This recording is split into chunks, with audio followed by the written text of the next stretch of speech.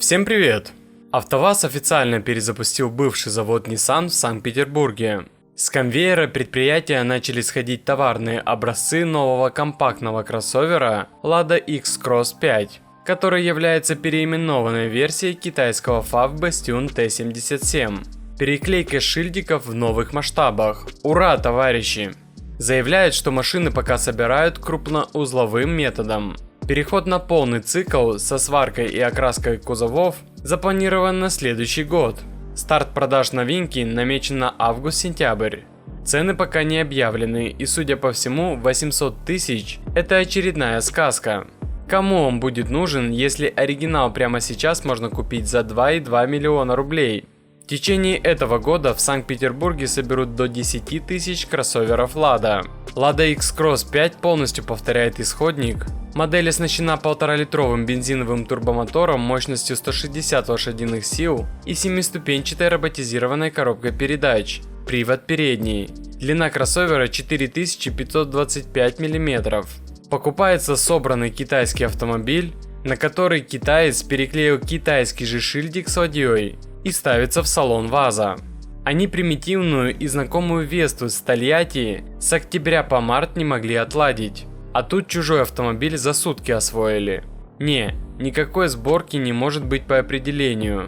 Там вся линия – это мойка, снятие колес, установка колес. Свой российский автозавод японская Nissan Motor в конце ноября прошлого года продала государственному в ГУП НАМИ, а тот в начале февраля передал его АвтоВАЗу. Он во владении НАМИ. Прогоняют по конвейеру с одной целью прикрутить колеса. Для кого этот цирк? Под капотом китайщина позорная. Для тех, кто, конечно, разбирается. Сегодня зашел на autospot.ru и заметил, что предложений на новые авто стало гораздо больше, а скидки за наличные уже не редкость. Ну тут все понятно, машины, везенные в прошлом году, дилерам нужно продать и привезти этого года. Валюта вновь скачет, и сделать это надо максимально быстро. Ссылку на новые авто с достойными скидками как за наличные, так и за кредит трейд-ин я оставил в описании, пользуйтесь. Также на Автоспот вы найдете лучшее предложение на ТО вашего автомобиля. Видимо, головокружительный успех возрожденного москвича воодушевил АвтоВАЗ на такой подвиг.